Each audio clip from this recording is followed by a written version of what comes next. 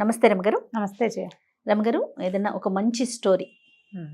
కొంచెం సిరీస్ లాగా, మరి ఒక్కదాంతోనే ఎండ్ కాకుండా ఓ మూడు ఒక నాలుగు రెండు మూడు- ఎపిసోడ్లు ఆ, బొమ్మరిల్లు కథలు నావెల్స్ చాలా వచ్చేవి జయ. బొమ్మరిల్లు వాళ్ళవి 1980లో ప్రింట్ అయిన కథ. ఆహా. 80 అంటే ఎన్నేళ్ళు అయింది? దాదాపు ఇప్పుడు 23 కదా, 23 43 ఏళ్ళు. రూపాయిన్నర అప్పుడు ఆ పుస్తకం. ఆ, రూపాయిన్నర. రూపాయిన్నర. చందమామ పుస్తకం నాకు తెలుసు రమగారు. బొమ్మరిల్లు పుస్తకం కూడా చూసినట్లు అనిపిస్తుంది. బొమ్మరిల్లు, బుజ్జాయి, బాలమిత్ర. చాలా బాలమిత్ర వచ్చాయి. తెలుసు, బుజ్జాయి చూసా. బొమ్మరిల్లు కూడా చాలా బాగుండేవి. ఓకే. అయితే నావెల్స్ చిన్న నావెల్స్ అనమాట. ఎక్కువ 50 పేజీలు, ఓ చిన్న నవల బాగుండేది. మహాబలి రాక్షసుడు, ఓ అలాంటివే. మాంత్రిక దీవి, మహాబలి రాక్షసుడు, తర్వాత ఏమో మన ఉంటారు మాయాశ్వం, మంత్రహారం, అలాంటివి చాలా ఉన్నాయి చిన్నవి. ఓకే. ఓ 3-4 ఎపిసోడ్లు వస్తాయి. పుస్తకాలు కూడా దొరుకుతాయి వాటి కోసం వెతుక్కుంటే. మనం వెతకాలి చిన్న పుస్తకాల కోసం. దొరికితే పిల్లలు చదువుకునేందుకు బాగుంటుంది. కాకపోతే ఏ పిల్లలు తెలుగు నావెల్స్ చదువుతున్నారు అనేది కొంచెం శేష ప్రశ్నే, అనుమానం దాని మీద. బాగుంది ఈ కథ. ఒక కీకారణ్యం, అడవిలో ఒక గుర్రం పరిగెడుతోంది. దాని మీద ఒక అబ్బాయి ఉన్నాడు, కాస్త రాజకుమారుడిలాగా కనపడుతున్నాడు. మంచి బట్టలు, చక్కగా బాగున్నాడు. మంచి భారీగా, ఎత్తుగా, బలంగా, ఆజానుబాహుగా కనపడుతున్న ఒక కుర్రాడు. అతను పరిగెడుతూ ఉంటే కేకలు వినపడుతున్నాయి, ఎవరివో రక్షించండి అని. పులి గాండ్రింపు వినపడుతోంది. ఎవరినో పులి వెంటాడుతోంది. అతనికి అర్థమైంది. ఆ అరుపులు వినపడుతున్న వైపుకి పరిగెత్తాడు.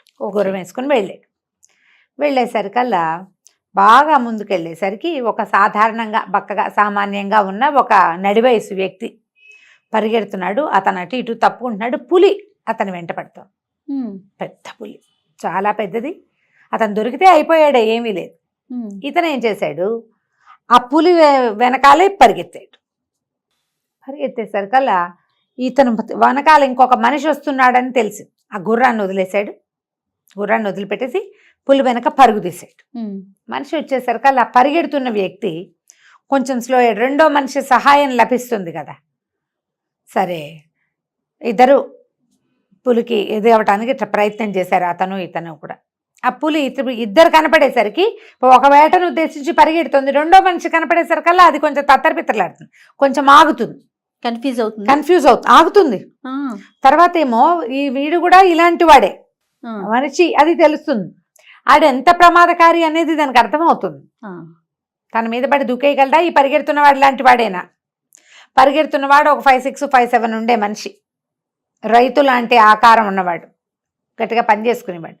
రెండో వాడు మంచి హస్తలాఘవం ఉన్నవాడు, ఎత్తరివాడు, కుర్రాడు. అక్కడి నుంచి పులి ఏం చేసింది, ఇతనేమో గట్టిగా అరుస్తూ తన చేతిలో ఉన్న కత్తి ఊపుతూ దాన్ని అట్రాక్ట్ చేయడానికి ట్రై చేశాడు. ఆ పులి ఆ బక్కవాడిని వదిలిపెట్టి ఈ బలంగా కనబడుతున్న రాజకుమారుడి మీద పడి, అది మీద పడిన అదటికి కత్తి ఎగిరి పక్కన పడిపోయింది.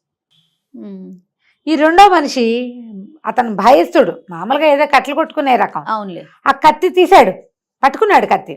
కానీ ఆ కత్తి పెట్టి ఏం చెయ్యాలో తెలియలే అతనికి. పులి ఇట్లా అతని రాజకుమారుడి మీద ఉంది పూర్తిగా. ఇది రాజకుమారుడు అయితే ఇతని మీద ఉంది పులి. ఏ కత్తి పెట్టి పొడిసి కుర్రాడికి తగలచ్చు.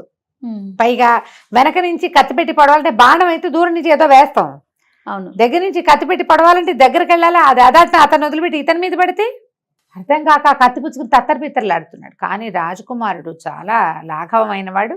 ఆ పులి నోట్లో పట్టేసుకున్నాడు. అప్పళ్ళు ఇట్లా నోరు తెరిచింది, అది ఇట్లా తెరిస్తే పైకి కిందకి రెండు వైపులా దవడలు పట్టేసుకున్నాడు. పట్టుకుని ఆ దవడలు పట్టుకుని బాగా లాగేశాడు. అది నొప్పితోటి అది తన పట్టు సడలించేసింది. ఏదైనా లేపి దాన్ని 2 దెబ్బలు కొట్టేశారు కల్లా ఒకటే పరుగు. కానీ పులి మీద పడ్డం, దాని పంజాలు అవి ఎంత పదునుగా ఉంటాయి, పులి పంజా గోళ్ళు గీసుకుపోయినాయి ఒళ్ళంతా. అక్కడి నుంచి ఈ పళ్ళు తగిలి కాస్త వేళ్ల దగ్గర అంతా తెగింది.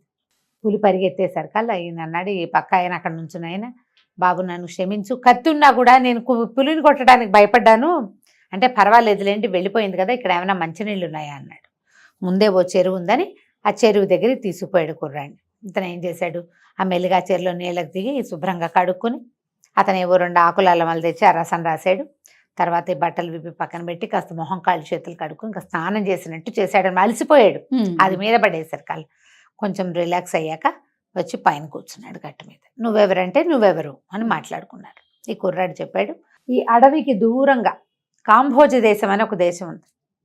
కాంభోజ దేశానికి రాజు కామదత్తుడు ఆయన పేరు. ఆయన భార్య కాదంబరీదేవి. ఆయనకి లేక ఆవిడ గర్భవతి అయింది. రాణి అంటే చాలా పంచప్రాణాలు. అయితే గర్భవతి అయిన తర్వాత పిల్లవాడు పుట్టాక ఆమె ఏదో కొంచెం అనారోగ్యంగానే ఉంది. పురుట్లోనే రాణిగారు మరణించింది. అయ్యో. దాంతో ఈయన చాలా దిగులు పడిపోయాడు. రాజుకు పంచప్రాణాలు ఆవిడంటే ఎక్కడి నుంచో ప్రేమించి తెచ్చుకున్నాడు. దాంతో ఒక దిగులుగా ఉండిపోయాడు. పిల్లాన్ని చూసేవాడు కాదు. ఇక అంతఃపురదాసులే పిల్లాన్ని పెంచుకునేవాళ్ళు. అయితే ఇట్లా డల్గా ఉంటుంటే వీళ్ళకి ఒక మంత్రి ఉన్నాడు, గుణశేఖరుడు. ఆయన, అయ్యా ఇట్లా ఇదిగా ఉంటే ఎలాగండి, పిల్లాన్ని చూసుకోవాలి, మీ ప్రేమ ఫలితం చిన్నపిల్లని కాసుకోవాలి, రాజ్యం చూసుకోవాలి, మీరు ఇట్లా డల్గా ఉంటే కుదరదని మంత్రి గారు ఆయన్ని బోధించడానికి ప్రయత్నం చేశాడు. ఏం బోధించినా ఆయన ఏమీ వినలేదు. వినకుండా విసుక్కున్నాడు. రాజుకి అనారోగ్యంగా ఉన్నప్పుడో విసుగ్గా ఉన్నప్పుడో చేతకానప్పుడో చూసుకోవడానికే కదండి మంత్రులు ఉంది. అవును. రాజ్యాన్ని చూసుకోవడానికి గద్దించి కసిరేశాడు. పిల్లాడి మొహాన్ని నేను చూడండి అన్నాడు. నా భార్య చావు పిల్లవాడు, ఆమెను మరణించింది వీడి వల్ల, వీడు పుట్టకపోయినా బాగుండేది అని విసుకునేవాడు. పిల్లాడేమో చక్కటి పిల్లాడు పుట్టాడు. వాడు మంచి పుట్టకే మంచి పెద్ద భారీ పిల్లవాడు. ఈ గుణశేఖరుడు ఏమనుకున్నాడంటే, రాజుకు ప్రాప్తం లేదు చంటి బిడ్డ వాడి ముద్దు మూరిపని చూడడానికని ఆయన చక్కగా ముద్దు చేసుకుని రాజకుమారిని ముచ్చటగా చూసేవాడు. 4వ ఏడు 5వ ఏడు రాగానే అక్షరాభ్యాసం చేయించాడు. రాజోచిత విద్యలన్నీ నేర్పించాడు. పిల్లాడు చక్కగా ఎదిగాడు. 15 ఏళ్లకే వాడు ఒక 25 ఏళ్ల పిల్లాడిలాగా ఉండేవాడు. అన్ని విద్యలు వచ్చినాయి. ఎక్కడికి వెళ్ళి ఏ పనైనా చేసుకురాగలిగే సమర్థత వచ్చింది. ఇంకా రాజుకు అసలే ప్రీతి లేదు, వీడిని గురుకులాన్ని పంపిస్తే ఆ మొహం కూడా చూడని ఇక్కడే ఉంచి చదువు చెప్పించాడు మంత్రి. పిల్లాడు చక్కగా తయారయ్యాడు. దేశంలో అందరికీ కూడా అతనంటే ప్రీతి. రాజకుమారుడు పాపం తల్లిపోయింది, ఆ ప్రీతి ఉంటుంది కదా, సింపతి ఉంది. సింపతితో పాటు వీడే మన రాజు అనే భావన ఉంది. రాజుకు ప్రథమ సంతానం కాబట్టి. కొంతకాలం తర్వాత రాజు ఒక 15 ఏళ్ళు అయిన తర్వాత 14 ఏళ్ళకి ఒక్క రవ్వ సర్దుకున్నాడు. ఇంతలో ఏమైంది, ఈ చుట్టుపక్కల ప్రాంతాలంటే ఈ రాజ్యం తాలూకు సరిహద్దుల్లో ఉన్న చిట్టడవుల్లో అక్కడ నివాసం ఉండే కొంతమంది బోయ భిల్ల జాతుల వాళ్ళు వచ్చారు రాజు దగ్గరికి. చాలా జంతువులతో చాలా ఇబ్బందిగా ఉంది. సింహం ఒకటి తిరుగుతోంది. తర్వాత ఏమో చాలా చాలా సమస్యలుగా ఉన్నాయి. ఆ సింహాన్ని వేటాడే వాళ్ళు ఎవరైనా కావాలి, ఇదివరకు మీరు వేటకు వచ్చేవాళ్ళు, ఇప్పుడు మీకు వేట లేదు. సింహాలు బాగా పిల్లల్ని కానీ బోల్డని సింహాలు అయిపోయినాయి, ఒక సింహం మేనేటర్ అయ్యిందని చెప్పారు. సరే, రాజు కూడా ఏమనుకున్నాడంటే కొంచెం యాక్టివ్గా కూడా ఉంటుంది. ఆయనకి ముందు నుంచి వేట అంటే ఇష్టం. ఆసక్తి లేక ఉండిపోయాడు. సరే, ఇది కూడా ఒక అవకాశం వచ్చింది కదా అని చెప్పేసి సరే వెళ్ళాడు. వెళ్ళి ఆ వేటాడి ఆ సింహాన్ని చంపాడు. చాలా యాక్టివ్గా శుభ్రంగా ఉన్నాడు. ఆయన ఏం పెద్ద ముసలివాడు కాదు, ఇంకా నడి వయసు కూడా ఏమి రాలా ఆయనకి, పర్వాలా. అయితే ఏమైంది, ఆ క్రమంలో ఒక మహాసౌందర్యవతి అయిన ఒక భిల్ల యువతిని చూశాడు ఆయన. భిల్లులంటే కొండ జాతి వాళ్ళు, ఆటవిక జాతి, కొండ జాతి నుంచి భిల్లులని చెప్తారు. అయితే ఆ అమ్మాయిని చూసేసరికి మైమర్చిపోయాడు ఈయన. ఒక 15 సంవత్సరాలుగా భార్యా సాంగత్యం లేదు. అంతఃపురంలో అందరూ తెలిసిన వాళ్ళే. ఆయనకి ఎవరికైనా స్త్రీ వ్యామోహం అది కలగల. ఈమెను చూసి కలిగింది. ఎవరు ఏమిటి అని కనుక్కున్నాడు. కనుక్కొని సరే మాట్లాడేసరికల్లా ఆవిడ, నేను బెల్ల యువతిని అంటే, నువ్వు నాతో రా, నేను నిన్ను పెళ్లి చేసుకుంటాను అన్నాడు. అనేసరికల్లా, నీకు ఇంతకుముందు భార్య పిల్లలు లేరంటే, ఉన్నాడు ఒక పిల్లవాడు, భార్య చనిపోయింది. పిల్లవాడి పేరు విజయదత్తుడు. పిల్లాడు పుట్టాడుగా రాకుమారుడు, విజయదత్తుడు అని ఉన్నాడు. నాకున్నది విజయదత్తుడు ఒకడే, నేను నిన్ను పెళ్లి చేసుకుంటాను, నాకు ఇంకో భార్య లేదన్నాడు. లేదనేసరికల్లా ఈ బెల్ల యువత ఏమంది, దానికేముంది, వివాహం చేసుకోవచ్చు, మరి నా సంతానం పరిస్థితి ఏమిటి, విజయదత్తుడు ఉన్నాడు కదా, తెలివిగల ఆవిడ అని అడిగింది. అడిగేసరికల్లా ఏం చెప్పాడు, విజయదత్తుడు వస్తేనే నాకు ఇష్టం ఉండదు, అసలు అది పిల్లవాడి మొహమే గిట్టదు, నేను వాడి పెంపకంలో నా పాత్ర ఏమీ లేదు, ఏదో అంతఃపురంలో పెరిగాడు అంతే, నీ పిల్లలకే రాజ్యం ఇస్తానన్నాడు. ఇస్తానని ఒప్పుకున్నాడు. వ్యామోహం ఒకటి వచ్చేసింది. సరే, అక్కడి నుంచి ఆవిడికి శివరంజన్ అని పేరు పెట్టి ఈ బెల్ల యువతిని ఇంటికి తెచ్చుకున్నాడు. ఇంటికి తెచ్చాక సరే వివాహం చేసుకున్నాడు. ఆవిడ క్రమంగా ఏంటంటే మంచి తెలివైంది సంగతి ముందే తెలిసింది కదా. ఆ అంతఃపురంలో వాళ్ళందరినీ పట్టేసింది, చక్కబెట్టింది. ఇక అంతఃపురంలో రాకుమారుని చూసేవాళ్లే లేరు. అంతకుముందు రాజకుమారుడు అంటే మరి వాడు ఒకడే అక్కడ. ఇప్పుడు కొత్తగా పుట్టబోయే రాకుమారుల్ని కనబోయే మహారాణి వచ్చింది. ఆవిడ కన్సర్నాల్లో ఉంటాం, ఏదైనా తేడా వస్తే అక్కడికి ఆవిడ ఏ కీలు కీలు తీయిస్తుంది. దాంతో కుర్రాన్ని వదిలేసి అందరూ ఈవిడ వెనకాల పడ్డారు. కొంతకాలం గడిచి పిల్లడికో 17, 18 వస్తూ ఉండగా ఆవిడ గర్భవతి అయింది. గర్భవతి అయింది కానీ అనుమానమే ఆవిడికి, సంతానం కలిగితే రేపొద్దున ఏమవుతుందని. కాలక్రమాన సంతానం కలిగింది, మగ పిల్లవాడు పుట్టారు. హేమదత్తుడు అని పేరు పెట్టారు. విజయదత్తుడు, హేమదత్తుడు. అక్కడి నుంచి పిల్లాడు పుట్టంగానే రాజుగారు ఊరంతా పండగలు చేసుకోవాలన్నాడు, దేశం అంతా పండగలు అన్నాడు, ఇదన్నాడు అదన్నాడు. కాబోయే రాజు పుట్టాడు అనేసరికల్లా ఊళ్ళో అంతా గొగ్గోలు పుట్టింది. 17, 18 సంవత్సరాల నవయువకుడు రేపొద్దున యువరాజు పట్టాభిషేకానికి సిద్ధంగా ఉంటే ఇప్పుడే పుట్టిన చంటి బిడ్డని రాజు అంటాడేమిటి? దాంతో ప్రజల్లో ఒక రకమైన గగ్గోలు వచ్చేసి వ్యతిరేకత వచ్చింది. ఆ వచ్చిన వ్యతిరేకత అంతఃపురానికి పాకింది. ఓకే, మా రాజు ఆల్రెడీ ఉన్నాడు, వీడు కొత్త రాజు ఏంటి యువరాజు అవుతాడు, రెండోవాడు యువరాజు అవ్వాలి కానీ జ్యేష్ఠుడు కదా రాజు అవ్వాల్సింది. అక్కడ నియమం అది, ఎక్కడైనా అదే నియమం కదా. దాంతో ఈవిడికి ఏమనిపించింది, వీళ్ళు ఎలాగైనా తీసేయాలి, వాడు ఉన్నన్నాళ్ళు ఇదే సమస్య.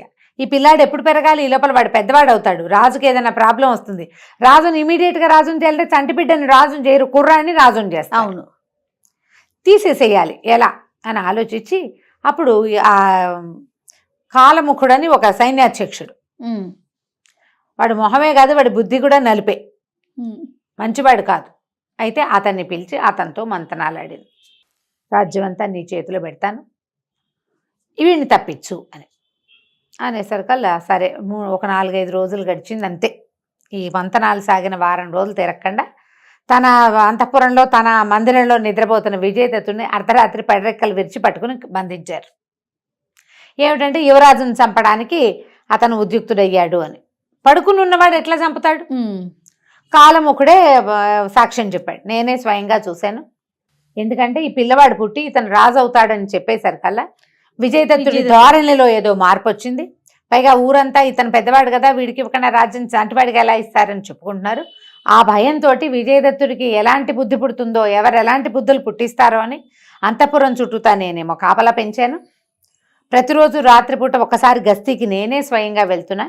నేనే స్వయంగా నా కంటితో విజయదత్తుడు కత్తి పుచ్చుకుని అంతఃపుర ప్రవేశం చేయటం, శివరంజనీదేవి అంత రూమ్లోకి గదిలోకి వైపుకి వెళ్ళటం, ప్రసాదం వైపు వెళ్ళటం నేనే చూశాను.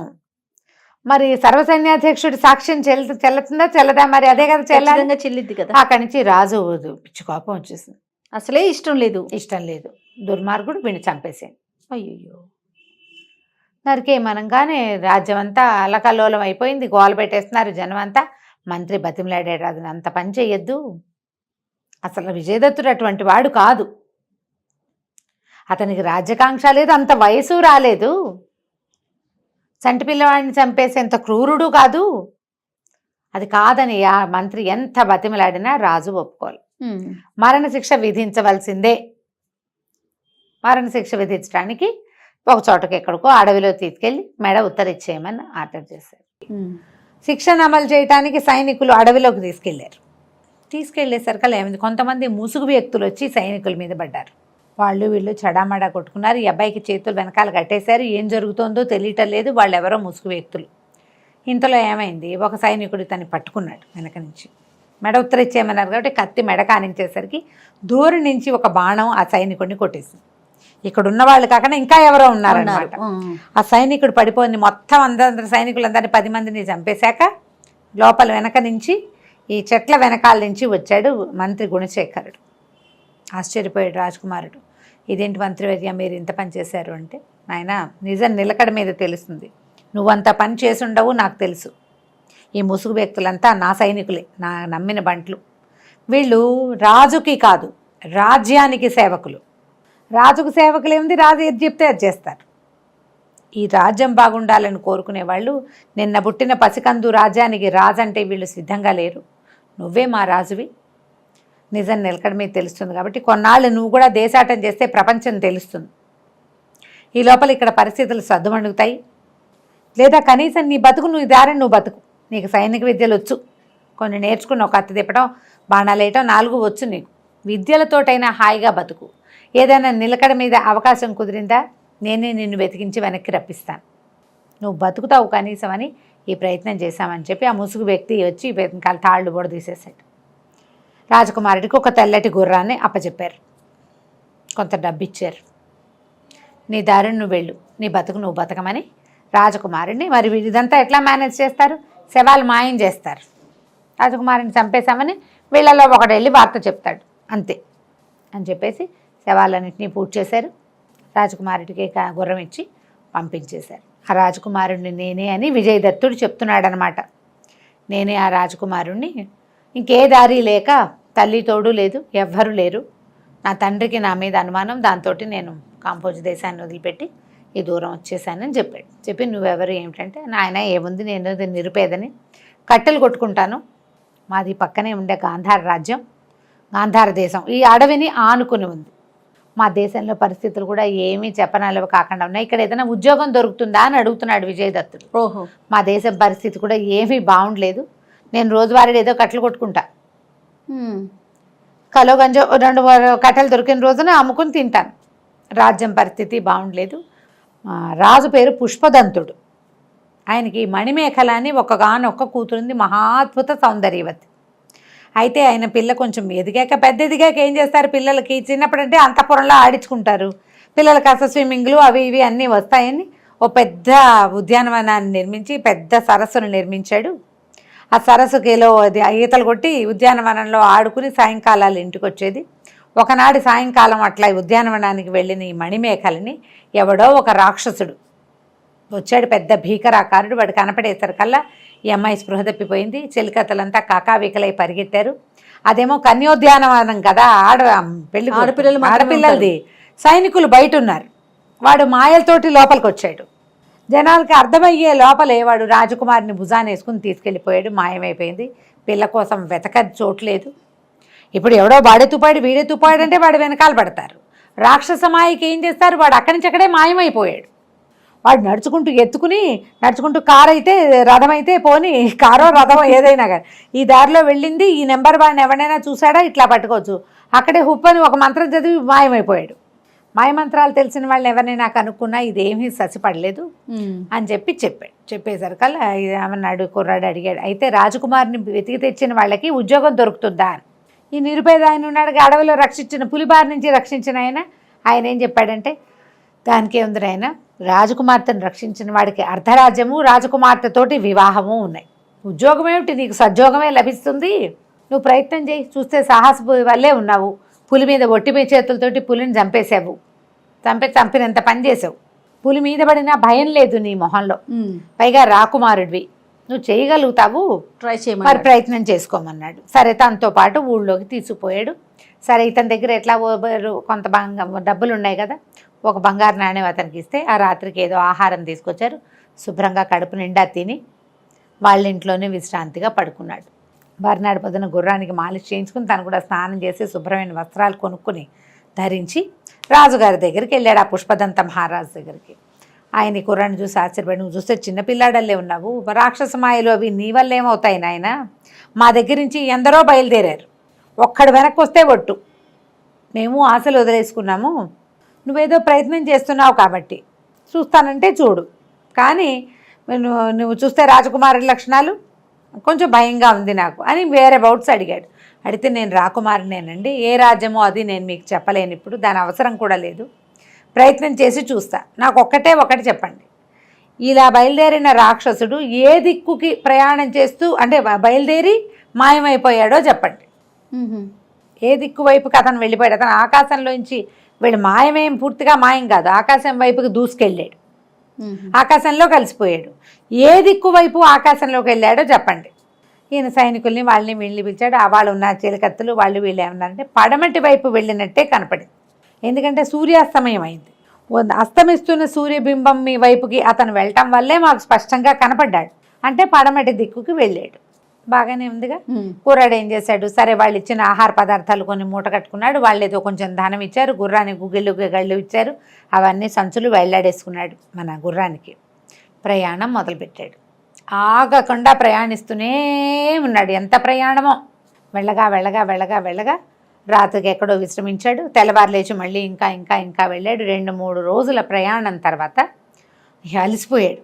రాత్రిపూట ఏదో కాసేపు పడుకోవటం, తెల్లవారు లేచి మళ్ళీ బయలుదేరటం. ఆహారం ఏదో ఉన్నది ఉంది.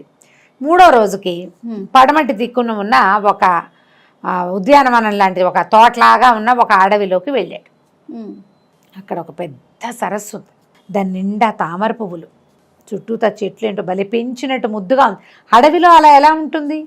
ఆశ్చర్యపోయాడు. అయినా సరే ఏమనుకున్నాడు, గుర్రాన్ని పక్కన చేసి గుర్రానికి కాస్త తిండి పెట్టి దానికి కాస్త నీళ్ళు తాగిస్తే అది అమ్మాయాన్ని అది రిలాక్స్ అవుతుంటే ఇతను ఏం చేశాడు, బట్టలు విప్పి పక్కన పెట్టుకున్నాడు. చక్కగా ఒక చిన్న కౌపీనం కట్టుకుని హాయిగా నీళ్ళల్లో జలగాలితే 1 గంట సేపు నీళ్ళల్లో కనుక ఆడితే ఒళ్ళు తేలికిచ్చేస్తుంది.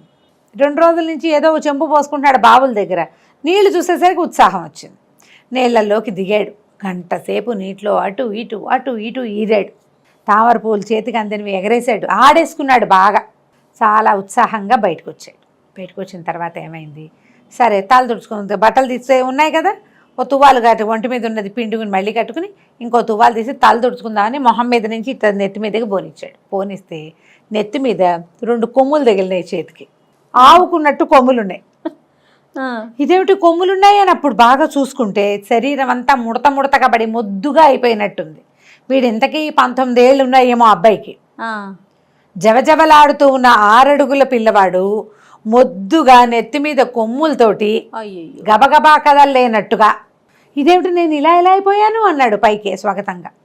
అప్పటిదాకా తను ఆడాడు నీళ్లలో, మరి నీళ్ళన్నీ కకావికలైపోయి ఉన్నాయి. గబగబా ఏం చేశాడు, చెరువు దగ్గర ఆకులు అన్నీ తొలగదీసి అట్లా చూసుకున్నాడు. చూసుకుంటే సన్నగా పొడుగ్గా బలంగా అలా ఎలాగో కనబడాల్సిన ఆహారం పొట్టిగా మటగరిచిపోయినట్టు, అదేమిటంటే ఎలా ఉందంటే మన ఎదగని రకంగా విచిత్రంగా కనబడేది కొమ్ములు కనిపిస్తున్నాయి. ఇదేంటి నేను ఇట్లా అయిపోయాను, ఇలా ఎద్దులే అయ్యానేమిటి అని ఆశ్చర్యపోయాడు. ఎందుకంటే అని వెనక నుంచి ఒక గట్టిగా ఓండ్ర పెడుతున్న లాంటి స్వరం వినపడింది. ఈ చెరువు నాది, ఇందులోకి ఎవడొస్తే వాడు నాకు కావలసిన రూపంలోకి వచ్చేస్తాడు.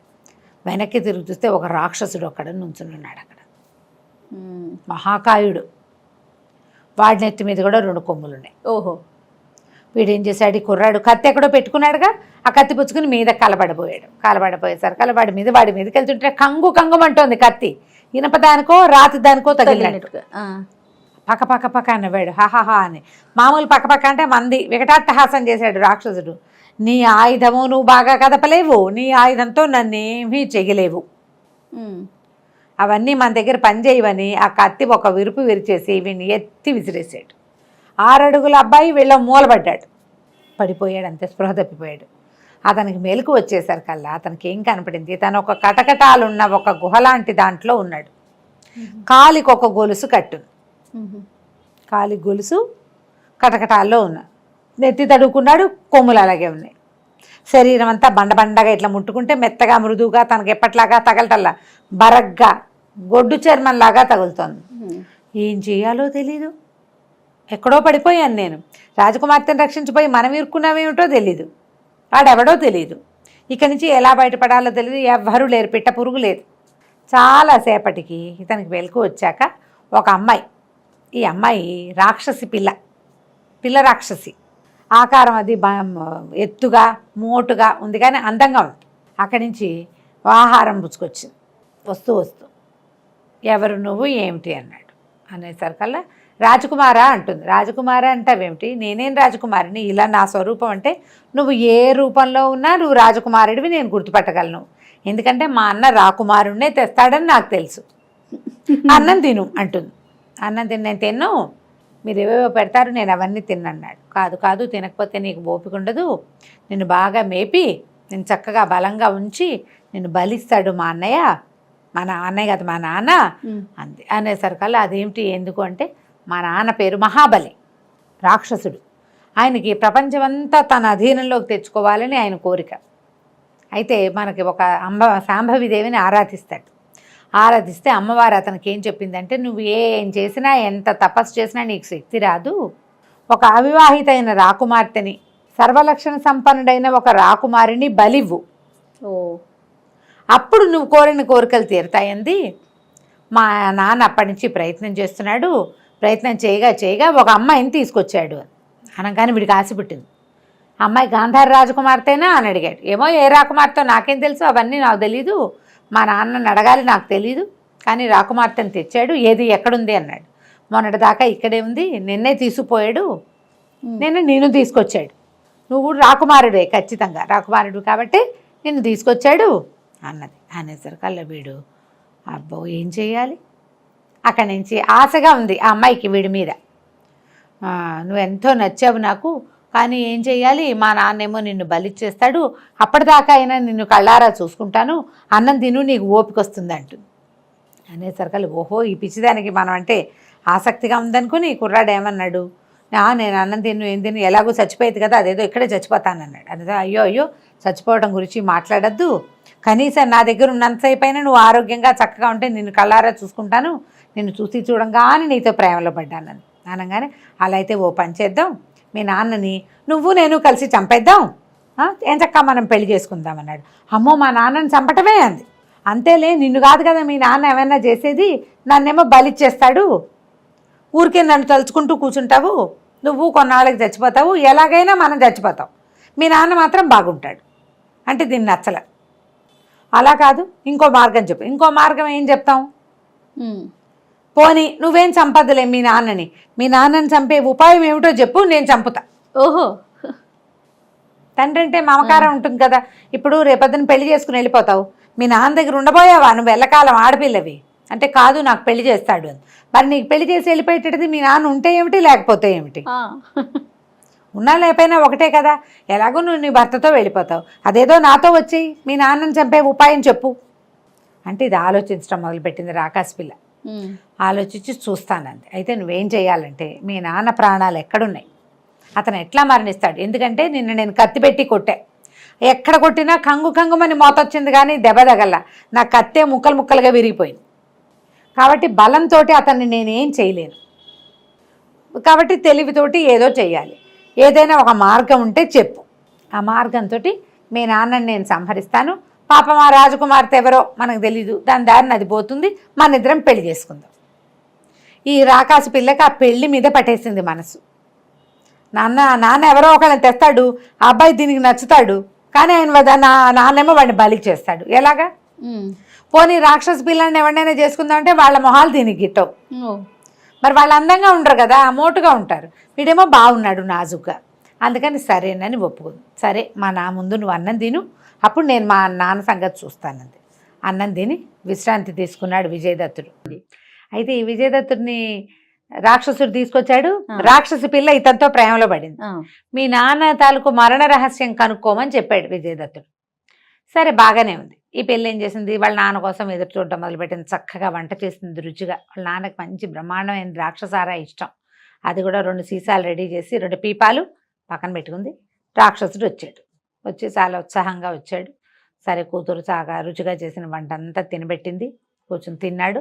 తిన్నాక సరే అడిగింది, నాన్న ఎవరో అబ్బాయిని తెచ్చావు, ఎవరు నాన్న అని అడిగితే అమ్మవారు జేజి బలి ఇవ్వమంది కదా, మరి ఒక రాజకుమారుడిని ఒక రాజకుమార్తెని ఇవ్వాలి, అందుకని తీసుకొచ్చానన్నాడు. తీసుకొచ్చానంటే అతను మణిమేఖల అనే అమ్మాయి కోసం వెతుక్కుంటూ వచ్చానని చెప్పాడు.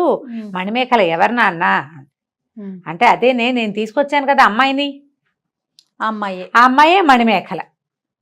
అమ్మాయి మణిమేఖల అనేసరికి ఇక పిల్ల కాదు నాన్న, ఆ అమ్మాయిని మనిషిలాగా అప్పుడు ఏం చేసావు నాన్న, మరి అమ్మాయికి తిండి ఎవరు పెడుతున్నారు, ఎక్కడ పెట్టావు నాన్న అని అడిగింది. ఇక్కడ ఉన్న కుర్రాడికి తను పెడుతోంది తిండి, అబ్బాయికి నేను తిండి పెడతాను, అమ్మాయికి తిండి ఎవరు పెడతానంటే, ఆ రాతి బొమ్మకి తిండేదికే అమ్మాయిని రాతి బొమ్మగా మార్చేశాను, శిల్పంలాగా పడుంది కింద అంటే పిల్లంది. అది కాదు నాన్న, ఓసారైనా అమ్మాయిని మా అమ్మాయిగా మారిస్తే నేను కాసేపు కబుర్లు చెప్పుకుంటూ ఉంటాను, ఆ మంత్రం ఏదో నాకు చెప్పు నాన్న, మరి ఓసారి దాన్ని హలో అని కాసేపు కబుర్లు చెప్పుకోవడానికి నాకు కాలక్షేపంగా ఉంటుంది కదా అనేసరికల వాళ్ళ నాన్న అన్నాడు చాలా దిగులుగా, అది కాదమ్మా, మనుషుల్ని రాతి బొమ్మలుగా మార్చటమే నాకు వచ్చు, రాతి బొమ్మని మనిషిగా మార్చడం నాకు రాదు. అక్కడెక్కడో కంకాళ దీవి అని ఒక దీవి ఉంది, అందులో అంకాళమ్మని నా చిన్నప్పటి స్నేహితురాలు ఉంది, అదొక రాకాసి మంత్రాలు మారి దానికి వచ్చు. ఇలాంటప్పుడు ఏదైనా అత్యవసరమైనప్పుడు నేను రాళ్లుగా చేసేసిన మనుషుల్ని అది మంత్రం వేసి మనుషులుగా మారుస్తుంది, ఆ మంత్రం నాకు చెప్పవే అంటే చెప్పదమ్మా, అంచేత దాని మంత్రం సంగతి మనకు తెలియదు. ఈ కుర్రాడు ఉన్నాడు కదా, వీడికి భోజనం పెట్టి వీడితో మాట్లాడుకో, ఆ అమ్మాయితో మాట్లాడటం ఉండదు, పౌర్ణమి ఎప్పుడు దగ్గరకు వస్తుందో అప్పుడు చెయ్యాలన్నాడు. అయితే సరే పెళ్ళామంది, ఏడవటం మొదలుపెట్టింది, నాన్న నా భయం వేస్తోంది నాన్న, ఎంతో భయంగా ఉంది నాన్న. ఎందుకంటే కాదు నాన్న, నువ్వు వీళ్ళతో వెళ్ళి వాళ్ళని తెచ్చావు, ఎవరైనా నీతో యుద్ధం చేస్తేనో అంది. అబ్బే లేదే, అంత సులువుగా నన్ను చంపలేరమ్మా. నా ప్రాణాల్ని ఒక నాగుపాములో పెట్టాను. ఆ నాగుపాము నా ముక్కు పుటాల్లో ఉంటుంది. మరి ఎవరైనా పాముని చంపేస్తానో అంది అమ్మాయి. పాముని చంపేయలేరే, ఎందుకంటే ఈ పాము ప్రాణాన్ని భువనగిరిలో ఉన్నటువంటి ఒక సింహం తలలో పెట్టారు. భువనగిరి కొండలో ఉంది అది. ఎవరైనా ఆ సింహాన్ని, దాని తలని ఎక్కడైనా కొడితే అది చావదు. దాని తల పచ్చడి చేయాలి ఒక్క దెబ్బకి. ఎవరైతే దాని తలని ఒక దెబ్బకి పచ్చడి చేస్తారో వాడు పచ్చడి చేశాడు అనుకో, అప్పుడు నాగుపాము చేస్తుంది. నాగుపాము చేస్తేనే నేను చేస్తాను. అంత సులువు కాదు. కాబట్టి నాకు ప్రాణాలకు వచ్చిన భయం ఏమీ లేదు. రహస్యం తెలిసిపోయింది. తెలిసాక మళ్ళీ ఏమనుకుంది, సరే వెళ్ళి వాళ్ళ నాన్నకి ఇదంతా చెబుదామనుకుంది. వాళ్ళ అబ్బాయికి చెప్పేద్దాం ఇది ఈ రహస్యం. కానీ ఇంతలో ఏమంది, అది కాదు నాన్న, నాకు అసలు ఎంత భయంగా ఉందో, దేవతలు రాక్షసులు వాళ్ళు యుద్ధాలు వస్తాయిట రేపెప్పుడోను అంటే. సరే వాళ్ళు ఎవరో మాట్లాడుకుంటున్నారు, పైనుంచి వెళ్ళే వాళ్ళ మాటలు విన్నాను, దేవతలకిను మనుషులకి అదే రాక్షసులకి యుద్ధం రాబోతోందని.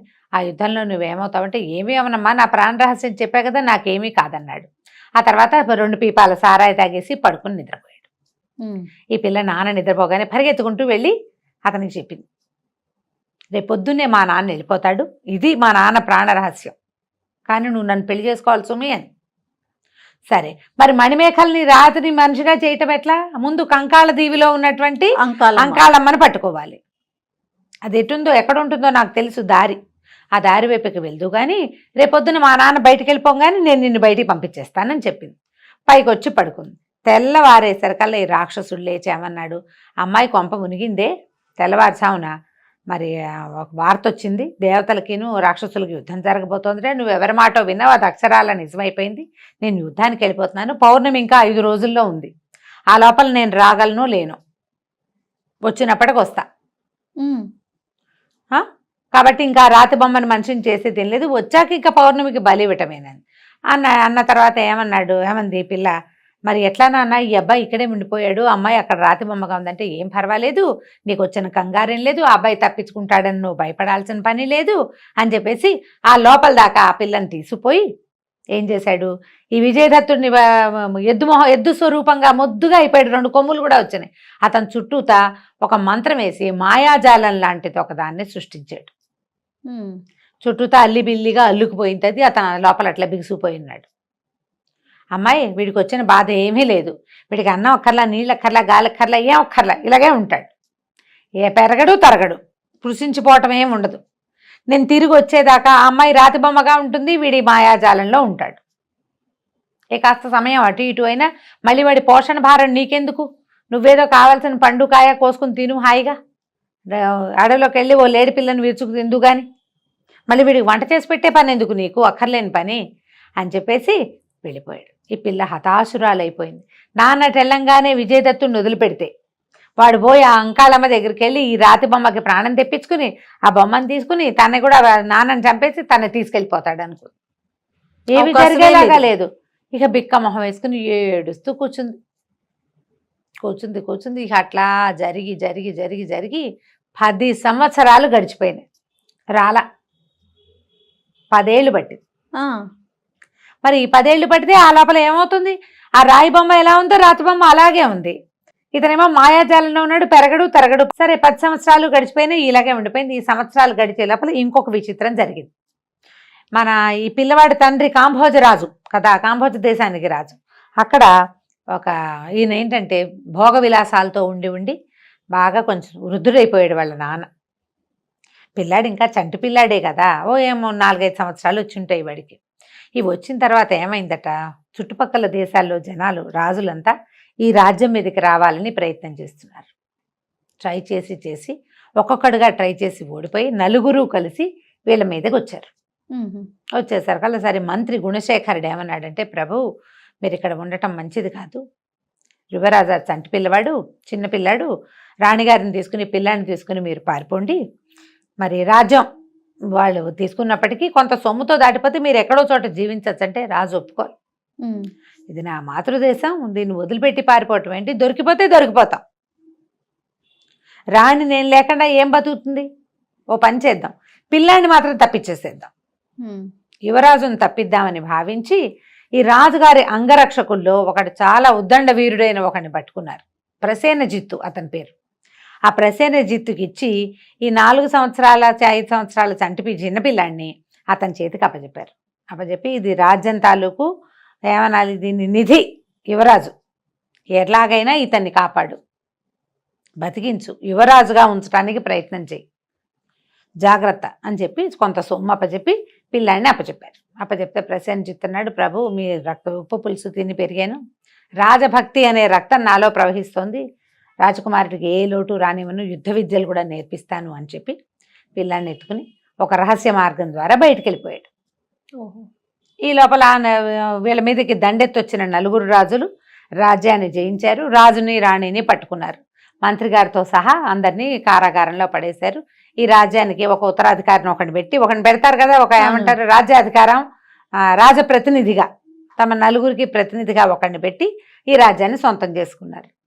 ఈ పిల్లాడిని ఎత్తుకుని నడవటం మొదలుపెట్టిన ఈ ప్రసేనజిత్తు ఊరు పొలిమేరలు దాటేశాడు. ఇక అట్లాగే వాడిని ఎత్తుకుని, కొంత సొమ్ము ఉంది కదా, పిల్లాడికి కావాల్సిన తిండి తిప్పలు చూస్తూ వెళ్ళి వెళ్ళి వెళ్ళి వెళ్ళి వెళ్ళి సౌవీర దేశంలోకి వెళ్ళిపోయాడు. చాలా దూరం అది. ఈ సౌవీర దేశానికి చిత్రాంగుడని ఒక రాజు, ఆయనకి సంతానం లేదు. అయితే ఇతను ఏం చేశాడు, ప్రసేనజిత్తు రాజుగారికి అంగరక్షకుడుగా పనిచేస్తున్నాడు కదా, తనకు వచ్చు బాడీగార్డ్స్గా ఉండటం అలవాటైన వాడు. పిల్లాడిని ఎత్తుకుని అక్కడికి వెళ్ళాడు రాజుగారి దగ్గరికి. నేను ఇలా కాంభోజ రాజ్యంలో అంగరక్షకుడుగా ఉన్నాను, అంగరక్షక విద్యలన్నీ తెలుసు నాకు, నేను ట్రైనింగ్ కూడా ఇవ్వగలను అని చెప్పాడు. అతనితో పాటు ఉన్న ఈ 4-5 ఏళ్ల పిల్లాడు ఆ రాజుగారి దృష్టిని ఆకర్షించాడు. పిల్లాడు చాలా ఆకర్షణీయంగా అందంగా ఉన్నాడు. విజయదత్తుడు అందమైన వాడే. ఈ అబ్బాయి తల్లి కూడా శివరంజన్ కూడా చాలా అందగత్తనే కదా ఈ కామదత్తుడు తెచ్చుకున్నాడు. పిల్లాడు ముచ్చటగా ఉన్నాడు. 5-6 సంవత్సరాల పిల్లవాడు, చక్కగా తెల్లగా పొడుగ్గా ఆరోగ్యంగా యాక్టివ్గా చురుగ్గా కనపడుతున్నాడు. ఒక స్పార్క్ ఉంది వాళ్ళు, రాచ లక్షణాలు కనపడుతున్నాయి. దాంతో ఆయన పిల్లాడిని చాలా ముచ్చటపడి, నువ్వు నా దగ్గరే ఉండు, నీకు ఎట్లాగో అంగరక్షకుడుగా ఉండటం వచ్చు కదా, మాకు అంతఃపుర అంగరక్షణ చెయ్యి, నువ్వు ఇక్కడ ఉండు, అంతఃపుర రక్షణ చెయ్యి, పిల్లాడిని మాతో పాటు ఇక్కడ అంతఃపురంలో ఉంచుకుంటాం, ఇక్కడే పెరుగుతాడు అబ్బాయి, పిల్లాడు ముద్దుగా ఉన్నాడని ఆ అబ్బాయిని ఉంచుకుంటే క్రమంగా పిల్లాడు జనముద్దైన పిల్లాడు అవటంతో రాణిగారికి ముద్దే, మెల్లిగా ఆ అబ్బాయి జూనియర్ యువరాజు కిందే పెరగటం మొదలుపెట్టాడు. అక్కడే ఉండటంతో పిల్లాడిని కాచుకుంటూ తన కొడుకేనని చెప్పాడు, కానీ రాజుగారి అబ్బాయిని చెప్పలా ప్రసేనజిత్తు. చెప్పకుండా అబ్బాయికి కావాల్సిన ఉచితమైన విద్యలు అన్నీ నేర్పించడం మొదలుపెట్టాడు. 4-5 ఏళ్ళప్పుడు అక్కడికి వెళ్ళాడు కదా, 10 సంవత్సరాలు గడిచినాయి. పిల్లాడికి ఒక 14-15 సంవత్సరాలు వచ్చాయి కదా. సరే ఏమైంది, ఆ రోజుల్లో 10 సంవత్సరాలు గడిచాక రోజులు హాయిగా వెళ్ళిపోతున్నాయి. ఈ పిల్లాడు చక్కగా యువరాజు అవ్వడానికి సరిపడా విద్యలు కూడా వచ్చేసినాయి. రాజు కూడా వాడిని యువరాజుని చేసే ఉద్దేశంలోనే ఉన్నాడు. అలాగే ముద్దుగా చూసుకుంటున్నారు. ఆ కాలంలో ఒక త్రికాల వేది అయిన ఒక ఆయన వచ్చాడు ఈ చిత్రాంగుడిని చూడడం కోసం సౌవీర రాజ్యానికి. వచ్చి రాజును చూసి రాజుకి ఏం చెప్పాడంటే, అయ్యా నీకు 1 నెల రోజుల లోపల మీ దేశంలో ఒక మహమ్మారి వ్యాధి ఒకటి రాబోతోంది, అసలు కూలి చచ్చిపోవటమే, దేశము అసలు పూర్తిగా నిశ్శేషంగా ఖాళీ అయిపోతుంది, పెద్ద జబ్బు వచ్చే అవకాశం ఉంది అని చెప్పేసరికి ఇతను అడిగాడు, ఏదైనా ఒక పరిహారం చెప్పండి, ఏం చేయమంటే అది చేస్తాం, యజ్ఞం చేయమంటారా, యాగం చేయమంటారా, దానాలు చేయమంటారా, ఊళ్ళో ఏవైనా ప్రత్యేకమైన చెట్లు నాటాలా, ఏదైనా కొన్ని ఖాళీ చేయాలా, పక్షులకు ఆహారం ఏమంటారా, ఏం చేయమంటారంటే ఆయన బోల్డ్ అని తాటాకులు తిరిగేసి, నీ దేశంలో కుర్రాడు ఉన్నాడు, సర్వలక్షణ సంపన్నుడు, వాడికి కుడి భుజ మీద గవ్వ ఆకారంలో పుట్టుమచ్చ ఉంది. ఆ పుట్టుమచ్చ ఉన్న పిల్లాన్ని తండ్రే స్వయంగా సముద్రంలో గనక పడేస్తే ఆ మహమ్మారి దాన్ని తీసుకుని, ఆ బలిని తీసుకుని మీ దేశానికి రాకుండా వెళ్ళిపోతుంది అన్నాడు. ఇప్పుడు ఈయన ఆలోచించడం మొదలెట్టాడు, ఎవరైనా సరే ఓ 14-12 ఏళ్ల పిల్లాన్ని ఏ తండ్రి తన కొడుకుని నీళ్ళలో పడేస్తాడు సముద్రంలో, ఎవరికైనా కడుపు తిప్పి కదా. సరే ప్రసేనజిత్తు ఆలోచించడం మొదలుపెట్టాడు. ఇక రాజకుమారుడికి భుజం మీద ఆ శంఖాకారంలో పుట్టుమచ్చుంది, గవ్వాకారంలో ఉంది, గవ్వ అదే శంఖంలాగా కనపడుతుంది. గ్యారంటీగా ఎవరో ఒకళ్ళు దీన్ని బయట పెడతారు, అది తనే బయట పెడితే సరిపోతుంది అనుకున్నాడు. ప్రభు దానిదేముంది, నా కుమారుడిని మీ కుమారుడిగా చూసుకుంటున్నారు, నా కుమారుడి భుజం మీద ఉంది ఆ గవ్వాకారంలో పుట్టుమచ్చ, తమదేం సెలవైతే అది చేస్తానన్నాడు. ఆయన సరకలు ఆయన నిర్ఘాంతపోయాడు, అయ్యో ఇంత లక్షణమైన పిల్లాడిని వదిలిపెట్టుకోవాలా, వద్దు వద్దు చూద్దామన్నాడు. ఇంకా దేశంలో ఇంకా చూద్దాం. ముందు ఎవరో చెప్పకుండా ముందు తనే బయటపడ్డాడు అనమాట. ఇన్నాళ్ళ నుంచి చూస్తున్నందుకు రాజకుమారుడు ప్రవేశించాడు. అబ్బాయి అన్నాడు, నేనంతా విన్నాను, నా భుజం మీద ఉంది కదా గవ్వాకారంలో పుట్టుమచ్చ, నా ప్రసెంజితు నాన్న నన్ను తీసుకెళ్లి సముద్రంలో పడే అని మొదలుపెట్టాడు. ఎంత చెప్పినా వినలా. కాదు ఇప్పుడు 10 సంవత్సరాలు మనం తలదాచుకున్నాము, ఇంత బాగా చూసుకున్నారు. దేశానికి అరిష్టం వచ్చినప్పుడు రాజు తనని గురించి కూడా తను ఆలోచించకూడదు, పెంపుడు కొడుకు గురించి ఆలోచించడం ఏమిటి, పడేయాల్సిందే నన్ను అన్నాడు. అనేసరికి ఇక మరి ఏం చేస్తారు? సరే ప్రసేన్జిత్తు పిల్లాడు ఇద్దరు బయలుదేరే. ప్రసేన్జిత్తు తెగ ఏడ్చాడు. నేను గవ్వాకారంలో నీ భుజం మీద పుట్టుమచ్చ ఉందని ఎందుకు చెప్పాను? నువ్వు తను నా తండ్రే కాదని నువ్వు చెప్పేస్తావు, లేకపోతే వాళ్ళు నన్ను చేయమంటారు ఆ పని. ఎవరో ఒకళ్ళు పిల్లాడి భుజం మీద ఉందని చెప్తే రాజుగారు బాబు నీ కొడుకుని తీసుకెళ్ళి పడే అని అనకుండా పిల్లాడికి ఉందని చెప్తే నువ్వు అసలు నా తండ్రివే కాదని చెప్తావనుకున్నాను బాబు, నువ్వు అక్కడ చెప్పలేదు అని శోకిస్తాడు. రాజు నాకు అప్పచెప్పినప్పుడు నిన్ను పిల్లాడిని జాగ్రత్తగా చూడు, రాజు అయ్యే అవకాశం ప్రతిదాన్ని అవైల్ చేయమని చెప్పాడు, నేనేమో నిన్ను ఇట్లా సముద్రానికి అర్పించడానికి బయలుదేరాల్సి వచ్చింది ఆయన అని బాగా దుఃఖించాడు. దుఃఖిస్తే పిల్లాడు ఏమన్నాడంటే, నువ్వు నా నాన్నవు కాకపోయినా వాళ్ళు చేయవలసినన్ని నువ్వే చేసావు, నేను నిన్ను తండ్రిగానే భావిస్తున్నాను, దేవుడిచ్చిన తండ్రి, ఏం పర్వాలేదు అని చెప్పి సముద్రంలో ప్రయాణం చేయడం మొదలుపెట్టారు. నీ ప్రసేన్జిత్తుకు దుఃఖం అడగటల్లా. ఇప్పుడు ఆ రాజుకి పెద్ద కొడుకు పోయాడు, ఈ ఉన్న పిల్లాడినేమో తను తీసుకొచ్చి ఇలా చేయబోతున్నాడు. ఈ రాజుకు సంతానం లేదు, ఈయన ఈ పిల్లాడి మీద దాచిపెట్టుకుంటూ ఇది పోయింది. తన వల్ల చాలా పెద్ద తప్పు జరిగిపోతుంది, ఏం చేయాలని ఎంతో దుఃఖపడుతున్నాడు. అయితే వీళ్ళు డెక్ మీద నుంచున్నారు బయట. ఇంతలో చాలా పెద్దగా మెరుపులు మెరవటం మొదలుపెట్టినాయి ఆకాశంలో. సడన్గా వస్తాయి సముద్రాల మీద వర్షాలు, పెద్ద పెద్ద మెరుపులు, ఉరుములు, జంఝామారుతాలు. ఈ పడవ ఉన్నట్టుండి అంత మెరుపులు అవి వచ్చేసరికల్లా సముద్రం బాగా ఆటుపోట్లు ఎక్కువైపోయింది. పడవ అటు ఇటు కదిలిపోయి ఈ పిల్లాడి నుంచున్నవాడు బొక్కబొర్ల నీళ్ళలో పడిపోయేసరికల్లా కేకలు పెట్టాడు. ప్రసేన్జిత్తు పిల్లాడిని పట్టుకోవడానికి ప్రయత్నం చేశాడు. అది 10 మంది నావికులు దూకారు కూడా అతన్ని పట్టుకోవటం కోసం. ఎంత వెతికినా ఆ పిల్లాడు వాళ్ళకి దొరకల, నీళ్ళలో పడిపోయాడు. సరే ఇప్పుడు ఏమైంది? తనంతా తను తోయకపోయినా నా చేతిలో తప్పు లేకుండా భగవంతుడే తీసుకున్నాడు ఆ పరిస్థితిని, ఏదైతే అదవుతుందని వీళ్ళు మళ్ళీ సౌవీర దేశానికి వెళ్ళిపోయారు. వీళ్ళు ఏం చేస్తారు? సౌవీర దేశానికి తిరిగి వెళ్ళిపోయారు, ఆ పిల్లాడు దొరకలేదని. అయితే ఈ అబ్బాయి నీళ్లలో సముద్రంలో పడిపోయే సమయానికి ఆ ప్రాంతానికి కింద నాగుల సామ్రాజ్యం ఉంది. కొంతమంది నాగజాతి వాళ్ళు పైకి వస్తున్నారు అప్పుడే సముద్రం మీదకి. చూసి పడిపోతున్న ఈ పిల్లాడిని చూశారు. సముద్రంలో పడిపోయాడు. చూసి అబ్బో ఎంతో బాగున్నాడు, మన ప్రాంతంలో పడ్డాడని ఆ పిల్లాడిని ఎత్తుకుని మోసుకొని తీసుకుపోయారు పాతాళలోకానికి. తీసుకెళ్లేసరికల్లా అక్కడున్న నాగజాతి ఒక చిన్న సామ్రాజ్యం ఉంది. ఆ సామ్రాజ్యానికి రాజు మణిశేఖరుడు. ఆయన ఆశ్చర్యపోయాడు, అబ్బో పిల్లాడు ఎంత కళగా ఉన్నాడు, మన ప్రాంతంలో పడ్డాడు. ఎవరు ఏమిటి అంటే ఏదో ఒక ఓడ వెళ్తోంది ఆ పక్కన, పిల్లవాడు పడిపోయాడో వాళ్ళే తోసేశారో ఏదో జరిగింది. పైనుంచి పడే సమయాల్లో అంతెత్తు నుంచి అట్లా పడిపోతే వాడు ఏం బతుకుంటాడు? ఈయన ఏమన్నాడు, కాదు మనం బతికిద్దాము, చనిపోయాడు వదిలేయమన్నారు వీళ్ళు. వదిలేయద్దు, మన ప్రాంతంలో పడ్డాడు, మనకు అవకాశం ఉంది కదా. మృత సంజీవని మూలిక ఉంది వాళ్ళ దగ్గర, ఆ మూలిక తీసుకురండి చూద్దామన్నాడు. మూలిక తీసుకొచ్చేసరికి పిల్లాడు లేచి కూర్చున్నాడు. ఆ మణిశేఖరుడు చాలా సంతోషించాడు. నాయన నువ్వు ఎంతో అదృష్టవంతుడివి, నాకు సంతానం లేదు, నేను నిన్ను దత్తత చేసుకుంటాను, నా దగ్గరే ఉండిపో అని చెప్పాడు. ఈ కుర్రాడి జరిగిన కథ అంతా తను ఎలా తల్లిదండ్రుల దగ్గర నుంచి సెపరేట్ అయిపోయాడు, ఇక్కడికి వచ్చేసరికల్లా ఎలా అయ్యింది మొత్తం చెప్పాడు. అంతా చెప్పాడు. చెప్తే నువ్వు ఇంకా భూలోకంలో నీకు పని ఉంది, వాళ్ళు ఎలాగూ నిన్ను వద్దనుకున్నారు, నువ్వు ఇక్కడ పడిపోవటం వల్ల వాళ్ళ ప్రయోజనం సిద్ధించింది, వాళ్ళకి ఆ ఊరికి ఇంకా సౌవీర రాజ్యానికి ఇంకా మహమ్మారి రాదు, నువ్వు మా దగ్గరే ఉండిపో హాయిగా, నువ్వు మా దగ్గర ఉన్న మృత సంజీవిని తీసుకున్నావు కాబట్టి నువ్వు సముద్రంలో హాయిగా ఉండగలుగుతావు, నాగులకు రాజు అయ్యి మా దగ్గరే ముందు కానంటే. ఈ మణిశేఖరుడికి సంతానం లేదు, కానీ కీర్తిశేఖరుడు అని ఒక మేనల్లుడు ఉన్నాడు. వాడు కాస్త హాతేరే అని పోటాడు. నీ రాజ్యం నాదనుకున్నాను, నువ్వు వీడికి ఇస్తే ఎట్లా కుదురుతుంది అంటే మణిశేఖరుడు ఏమన్నాడు, ఆ పిల్లాడిని చూడంగానే నాకు అట్లా అనిపించింది, పైగా చచ్చిపోయాడు అనుకున్న పిల్లాడిని నా ఆలోచనతోటి బతికిచ్చా, వీడు నా కొడుకే, నేను అంతే ఇస్తాను, నా మొత్తం శక్తులని నేను అనేసరికల్లా కుర్రాడు మణిశేఖరుడు అని కీర్తిశేఖరుడు కుర్రాడు అన్నాడు మేనల్లుడు, చంపేస్తాను వీడిని మీదకి దూకబోయాడు.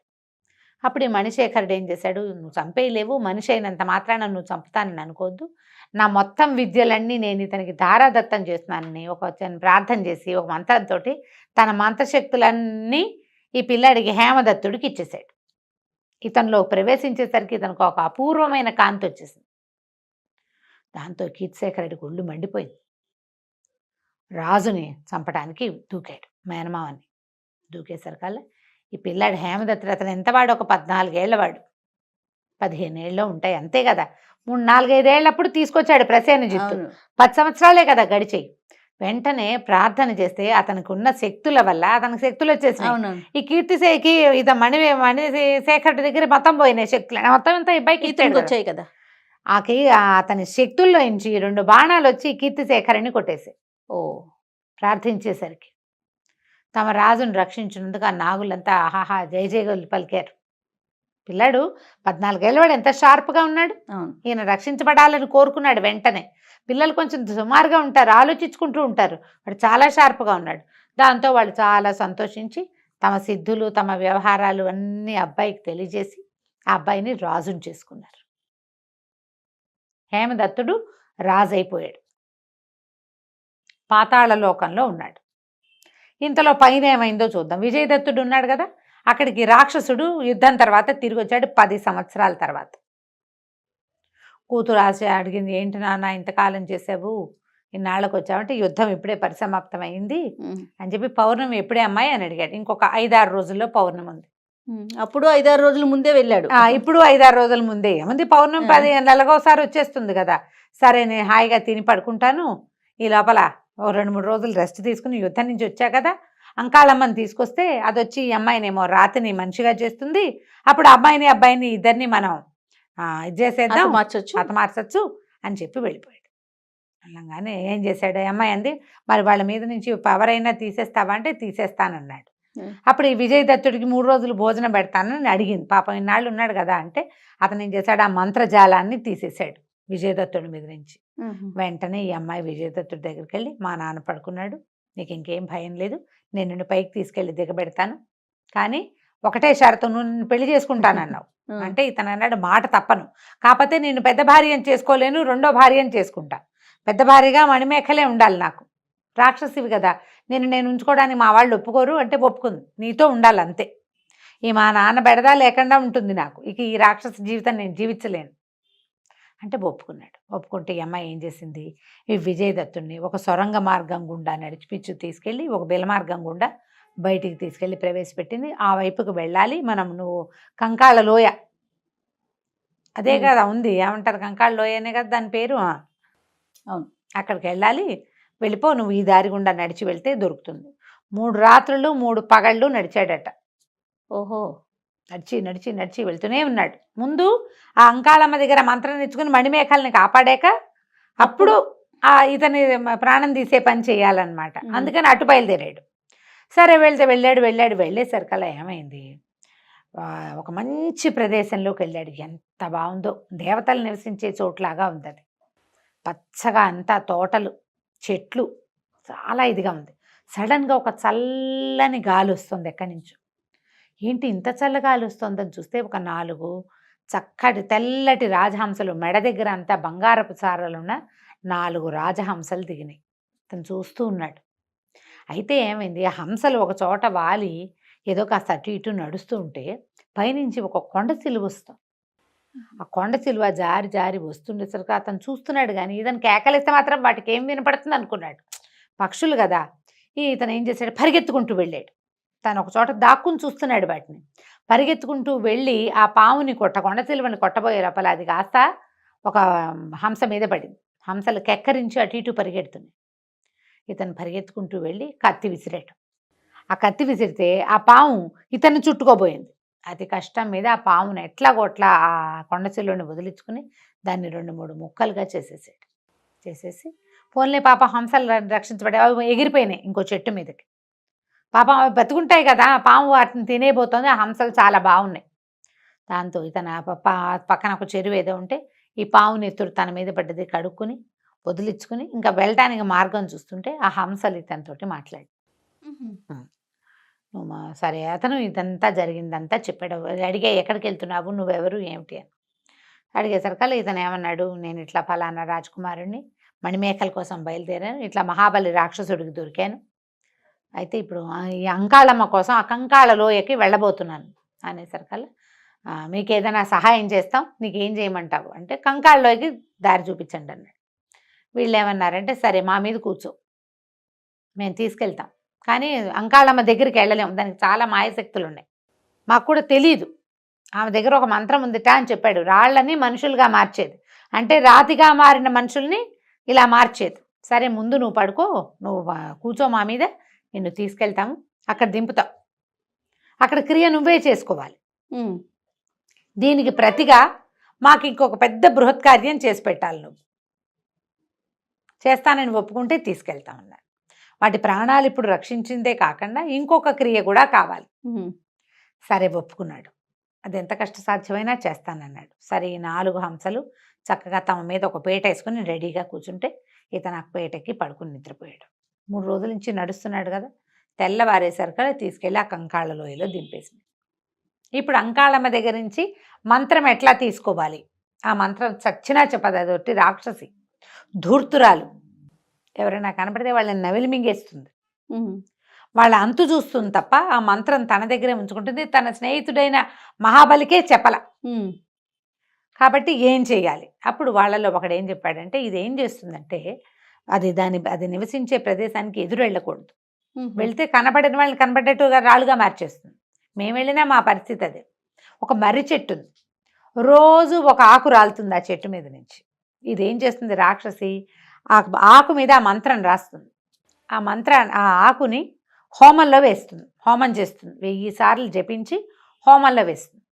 వేసిన తర్వాత ఆ బూడిదని, ఆ హోమంలో వచ్చినటువంటి ఆకు బూడిదని నీళ్ళల్లో కలుపుకుని తాగుతుంది. దానికి ప్రతిరోజు మంత్రసిద్ధి ఇలాగే కలుగుతుంది.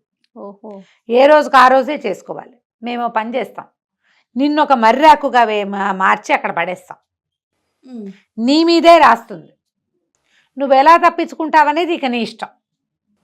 నీకు ఇంకో సహాయం ఏం చేస్తామంటే, మేము ఒక గాలి వచ్చేలాగా మాత్రం చేయగలుగుతాం, ఆ గాలిలో నువ్వు ఎగిరి వెళ్ళిపో, నువ్వు ఎగిరెళ్తావో దాన్ని ఏమైనా చేస్తావో అవన్నీ నువ్వే చేసుకోవాలి.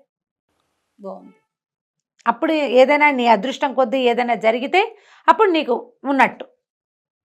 సరే ఏం చేశాడు, సరేనన్నాడు.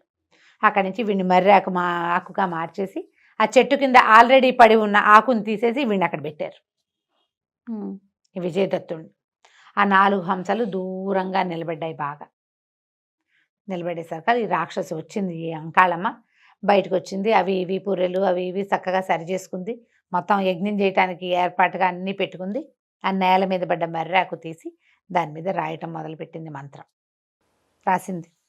రాసిన తర్వాత ఇది హోమం అది వెలిగించాలి కదా, ఆ హోమం వెలిగించే టైంకి ఏం చేసినా ఈ పక్షులు రెక్కలు బాగా అల్లార్చి, అవి మామూలుగా ఎగిరితేనే పెద్ద పెద్దవి గాలి వస్తుంది, అవి రెక్కలు అల్లారితే చాలా విశేషంగా పిచ్చెక్కినట్టు గాలి వచ్చేస్తుంది. గాలి వచ్చేసరికల్లా ఇది హోమగుండంలో వేయబోతున్న ఈ ఆకు ఎగిరి దూరంగా పడింది. ఏమిటో జరుగుతోందని తలకాయ ఎత్తి చూసింది. ఈ పక్షుల వల్ల వస్తోందని, ఉండండి మీ పని చెప్తానని లేవబోయింది. లేవబోయేసరికల్లా వీడేం చేశాడు, ఈ ఆకు నుంచి విజయదత్తుడు మనిషిగా మారిపోయి ఆ వెనక్కి వెళ్ళి ఆ అంకాళమ్మని వెనక నుంచి తోసేశాడు హోమగుండంలోకి. హోమగుండంలో పెద్ద పెద్ద కేకలు పెడుతూ అందులో పడిపోయింది, ఆహుతైపోయింది. దాని చేతిలో ఉన్న మంత్రదండంతో గనక ఊపుంటే ఆ 4 హంసలు రాళ్ళు అయిపోయేవి. ఆ హంసలు పరిగెత్తుకొచ్చినాయి లబలబలాడుతూ. అయ్యో అయ్యో దాన్ని పడగొట్టేస్తే ఇప్పుడు నీకు మంత్రం ఎలా వస్తుందంటే తన చేతి మీద ఉంది, అది ఇదిగోండి అని చూపించాడు. ఆ మంత్రం చదివితే ఆ అమ్మాయి రాయత నుంచి మనిషిగా మారిపోతుంది. సరే ఆ మంత్రం పదే పదే పదే పదే మననం చేసుకున్నాడు. ఎంత బాగానో మననం చేసుకుంటే తర్వాత ఇప్పుడు ఎక్కడికి వెళ్ళాలి, సింహాన్ని చంపాలి.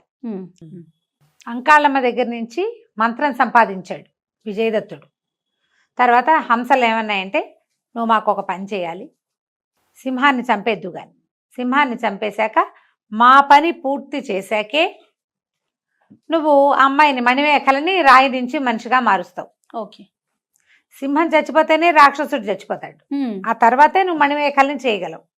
మణిమేఖల్ని మనిషిగా చేయడానికి సింహాన్ని చంపడానికి మధ్యలో ఉన్న గ్యాప్లో మా పని పూర్తి చేస్తేనే అని ఒక షరతు పెట్టారు. ఓకే. సరే మరి అది నేను చేయగలిగే పని అయితే చేస్తానన్నాడు. సరే హంసలు ఏం చేసినాయి, ఇతన్ని మంత్రం ఎలాగో ఉంది కదా, మారే మంత్రం ఉంది, అవును. రాయి నుంచి మనిషిగా మార్చే మంత్రం ఉంది అతని దగ్గర. సరే ఒక సముద్రం వైపు నుంచి బయలుదేరి వీళ్ళు ఏం చేశారు, ఈ 4 హంసలు కలిసి ఈ విజయదత్తుని ఎత్తుకుపోయినాయి. తీసుకుని వెళ్ళి ఎక్కడైతే భువనగిరిలో ఒక సింహం ఉంటుందని చెప్పిన గుహ దగ్గర వదిలిపెట్టి ఏం చెప్పాయంటే, ఇప్పుడు నువ్వు వెళ్ళొద్దు, తెల్లవారేసరికల్ సింహం ఆకలికి నిద్ర లేచి బయటకు వస్తుంది, అప్పుడు కొట్టేద్దు కానీ నువ్వు ఇప్పుడు ఇక్కడ రెస్ట్గా ఉండు అని చెప్పేసి చీకటిగా ఉంది. తెల్లవారేసరికి సింహం బయటకు వచ్చేసరికి ఆ పక్కన ఒక గద పెట్టి ఉంది అక్కడ గుహ దగ్గర. ఆ గద తీసుకుని సింహాన్ని కొట్టేయటమే దెబ్బ, అంతే. సరే ఏం చేశాడు ఇతను, అట్లా నక్కి కూర్చున్నాడు. తెల్లవారింది, హంసలు పక్కన ఉన్నాయి, వాటి దారినవి మధ్య మధ్యలో రెక్కలు అల్లారుతూ చల్లటి గాలి వచ్చేలాగా చేస్తూ సింహం బయటకు వచ్చింది. అది ఒళ్ళు విరుచుకుంటూ ఆహారానికి బయలుదేరాలి నిదానంగా. ఇతను ఏం చేశాడు, ఆ పక్కన గద తీసి ఒకే ఒక్క దెబ్బతో ఆ సింహం తల పచ్చడి చేసాడు. సింహం ఢామని చచ్చిపోయింది. సింహం చచ్చిపోగానే ఏమవుతుంది అనుకున్నాం, సింహం చచ్చిపోగానే సింహం ప్రాణాలు అదే నాగుపాము చచ్చిపోతుంది, తలలో ఉన్నాయి. నాగుపాము చచ్చిపోగానే మహాబలి రాక్షసుడు కూడా మరణిస్తాడు. ఓకే. సరే, కానీ మణిమేఖలకు విముక్తి రాదు, మంత్రం చదివితేనే వస్తుంది. ఈ 4 హంసలు శభాష్ అని మెచ్చుకుని ఏం చెప్పాయంటే, నువ్వు ఇప్పుడు మాకు ఒక పని చేయి, సముద్ర గర్భంలో ఒక చోట నాగులకి ఒక స్థావరం ఉంది, వాటి సామ్రాజ్యం.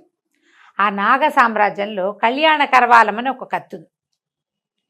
నువ్వు ఆ కత్తి తీసుకొచ్చి మా నలుగురిని ఒకే వేటితో చంపేయాలి. ఆశ్చర్యపెట్టి చంపేయటం ఏమిటి, చంపేయాలి, మాకు శాపం. నువ్వు ఆ కత్తి ఎట్లా తేవాలో మేము చెప్తాం, నిన్ను తీసుకెళ్ళి అక్కడ దిగబెడుస్తాం, లోపల శక్తియుక్తులన్నీ నీవే. కత్తి తెచ్చాక నువ్వు చేయవలసిన పని ఇదే, నీకు ఇంత సహాయం చేసినందుకు నువ్వు మాకు చేయగలిగే సాయం ఇదేనన్నారు.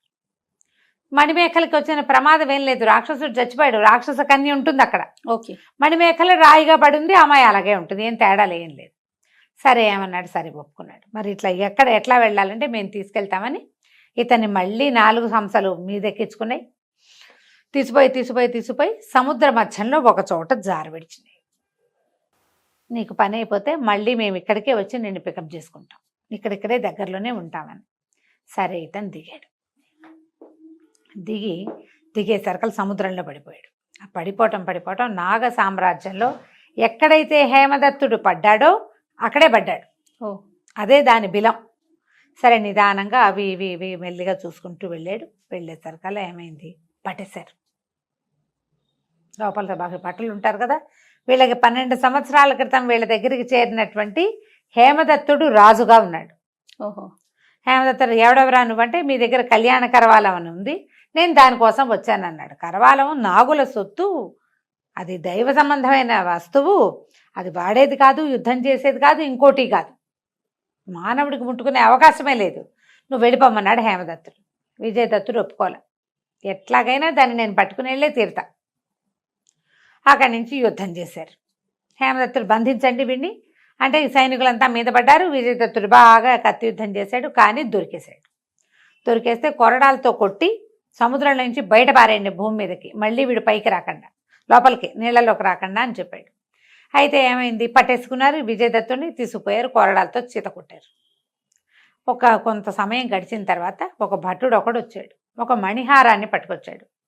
ప్రభు, ఏ ఖైదీనైతే మేము కొట్టామో అతని మెళ్ళో ఈ వస్తువు ఉంది, ఇలాంటిది మీ మెళ్ళో కూడా ఉంది, మీ ఒంటి మీద కూడా అదే వస్తువు ఉన్నది, మీరు ఇక్కడ మాకు లభించిన రోజున ఉంది, మీరు ఇప్పుడు కూడా అది ధరిస్తారు, అతని ఒంటి మీద కూడా సేమ్ మణిహారం ఉండేసరికి నాకు ఇతను ఏమైనా మీ సంబంధికుడేమోనని అనుమానం వచ్చిందని ఆ వస్తువు పట్టుకొచ్చాడు. చూస్తే తన మెళ్ళో ఎట్లాగ మణిహారమో అలాంటిదే మణిహారం, దానికి ఒక పథకం ఉంటుంది ఇక్కడికి వచ్చేది. ఆ పథకాన్ని నొక్కి చూశాడు. నొక్కేసరికల్లా ఆ పథకం ఇట్లా తెరుచుకుని అందులో ఒక చిత్రం ఉంది. మహారాజు తన తండ్రి, కామదత్తుడు, పక్కన ఒక ఆవిడెవరో ఇతనికి తెలియదు. ఇతను ఏం చేస్తాడు, తన మెళ్ళలో ఉన్న మణిహారాన్ని తీస్తే తన తండ్రి కామదత్తుడు, పక్కన తన తల్లి. అంటే ఇతను బహుశా తన ముందు పుట్టినటువంటి అన్న అయ్యి ఉండొచ్చు. సరే, ఆయనకి ఏదైనా సమస్యలు పోయింటాడు, 2 మొహం మీద ఏదైనా చల్లి మంచినీళ్ళు ఇచ్చి తినడానికి ఏమైనా పెట్టి నా దగ్గరికి తీసుకురండి అన్నాడు. భటులు పరిగెత్తుకుంటూ వెళ్ళారు. ఆ కింద పడిపోయి దెబ్బలు తగిలి ఉన్నవాడిని బాగా సేద తీర్చి ఆయనకి ఆహారము తాగడానికి ఇచ్చి మహారాజు మిమ్మల్ని రమ్మంటున్నాడని సగౌరవంగా వెంబడి పెట్టుకుని తీసుకొచ్చారు.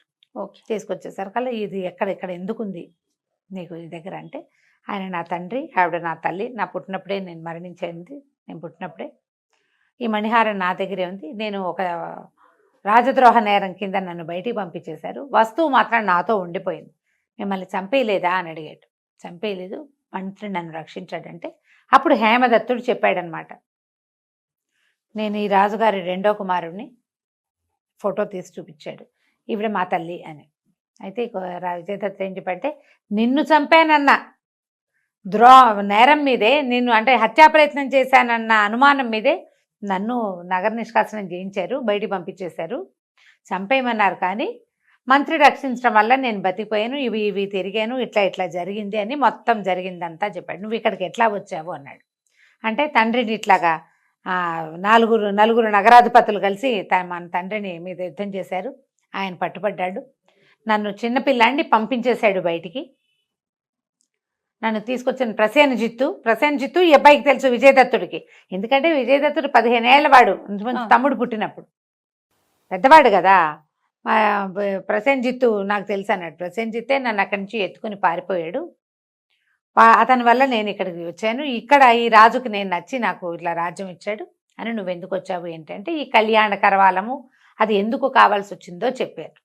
ఇద్దరు కలిసి మాట్లాడుకున్నాక హేమదత్తుడు అన్నాడు, అయ్యో తండ్రిని ఎట్లా విడిపించాలి, నేను ఈ నాగలోకంలోకి వచ్చాక నేను ఇంకా ఆ సంగతి విస్మరించేశాను, పైకి వెళ్ళి మనం ఏం చేస్తానులే అని అనిపించింది, కానీ నువ్వు ఉన్నావు కదా మనం ఏదైనా చేద్దామంటే, సరే విజయదత్తుడు ఏమన్నాడు, నేను ఇక్కడి నుంచి వెళ్ళిపోతా, ఆ కత్తి నాకు ఇవ్వు, కత్తితో నేను నన్ను రక్షించిన గంధర్వ హంసల తాలూకు శాప విమోచనం చేస్తాను, మణిమేఖల్ని తీసుకొస్తా, మణిమేఖల్ని పుష్పదంతుడి దగ్గరికి తండ్రి దగ్గరికి చేర్చి ఆయన దగ్గర నుంచి సైన్యాన్ని కొంత తెస్తాను, నువ్వు నీ నాగ సైన్యాన్ని తీసుకుని నువ్వు తండ్రి దగ్గరికి వెళ్ళమని చెప్పాడు. సరే ఆ కత్తిని తీసి ఇతని చేతిలో పెట్టారు.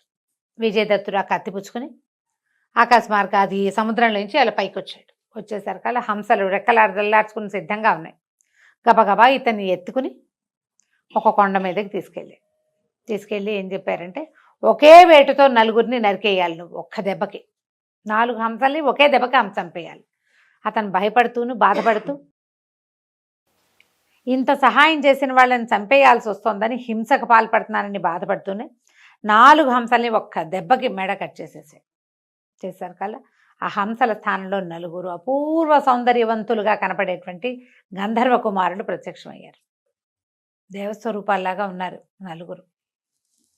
అక్కడి నుంచి ఆశ్చర్యపడి, మీరంతా ఎవరంటే, మేము గంధర్వులము, ఒక ఋషిని ఆయన తపస్సు పాడు చేయటానికి హంసల్లాగా మారి నీళ్లలో దిగి ఆ నీళ్లు ఆయన మీద పోస్తూ చాలా ఏడిపించాము, ఆయన హంసల్లాగానే బతకండి చెప్పించాడు, ఆటకాయితనానికి చేశాం, అయితే ఆయన మాకున్న శాప విమోచన చెప్పి ఎవడైనా ఒకడు నరుడు ఈ సముద్ర గర్భంలో ఉండే కళ్యాణ కరవాలంతో కనుక మిమ్మల్ని ఒకేసారి తెగటారిస్తే మీకు శాప విమోచనం అవుతుందన్నాడు, అది నువ్వు చేసావు అని సంతోషించి ఇతనికి ఒక మాయ తివాసి ఇచ్చారు. ఓహో. తివాసి మీద కూర్చొని ఎక్కడికైనా వెళ్ళు అంటే వెళ్తుందనమాట, ఇది వాడుకో, మణిమేఖల సేఫ్గానే ఉంది, నీకే భయము లేదు. అక్కడి నుంచి ఇతను పరిగెత్తుకుంటూ ఆ మాయ తివాసి ఎక్కి పరిగెత్తుకుంటే వెళ్ళక్కర్లా, ఇంకా అదే పరిగెడుతుంది, ఇది ఎక్కి కూర్చుని ఆ మహాబలి రాక్షసుడు ఎక్కడైతే ఉంటాడో అడవిలో అక్కడికి తీసుకెళ్ళమన్నాడు. ఈ తివాసి రైహమని ఇతన్ని తీసుకుని వెళ్ళిపోయింది అక్కడికి. సరే రాక్షస కన్యజు పరిగెత్తుకుంటూ వచ్చింది, మా నాన్న చనిపోయాడు అని నాకు తెలుసు, మరి ఇప్పుడు నన్ను వివాహం చేసుకోమన్నావు, నువ్వు 2వ భార్యగా ఉండటానికి నీకు ఓకేనా అని అడిగాడు. నాకు ఓకే, నీతో ఉంటానని అనగానే సరే ఇతను ఏం చేశాడు, కిందకి వెళ్ళి మణిమేఖల రాయిగా పడుంది కదా అక్కడ మంత్రం చదివేసరికల్లా మణిమేఖలుగా మారిపోయింది అమ్మాయి, రాయి కాస్త అమ్మాయిగా మారిపోయింది. మారిపోగానే ఈ రాక్షస కన్య ఆ అమ్మాయికి జరిగిందంతా చెప్పింది.